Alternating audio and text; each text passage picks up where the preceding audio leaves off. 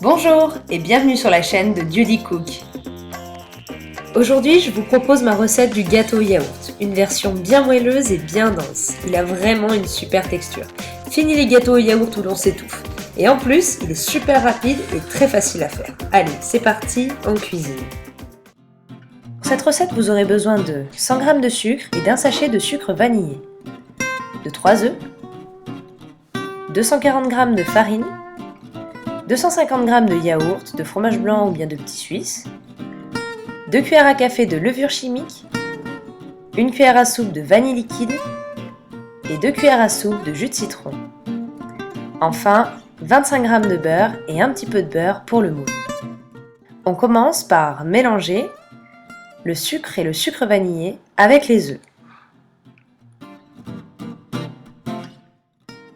Une fois qu'on a bien mélangé et que le mélange a blanchi, on ajoute la farine, la levure et enfin le yaourt.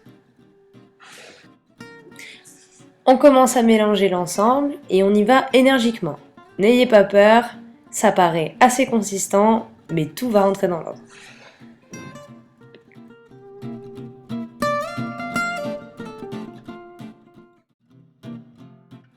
Une fois que le mélange est homogène, on ajoute le beurre fondu, 2 cuillères à soupe de jus de citron. Vous pouvez prendre du jus de citron en bouteille comme moi qui est du pur jus, ou bien prendre du jus frais de citron pressé. 1 cuillère à soupe de vanille liquide. J'adore la vanille, c'est pour ça que j'en rajoute 2 fois.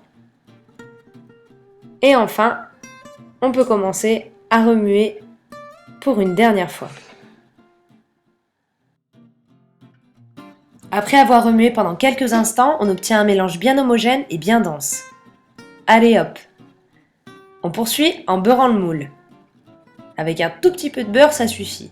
Ici, j'utilise un moule à charnière en forme de cœur. Vous pouvez tout à fait utiliser un moule classique, le gâteau se démoulera très bien. On verse la pâte dans le moule, on la répartit uniformément, et on tape le moule contre le plan de travail 2-3 fois afin de chasser au maximum les bulles d'air. Et voilà, on obtient une belle préparation bien répartie. Il est maintenant temps d'enfourner notre gâteau à 180 degrés pendant 40 minutes. Pour savoir si le gâteau est cuit, tout simplement piquez un cure-dent au centre et il faut qu'il ressorte tout sec. Allez, c'est parti, dans le four!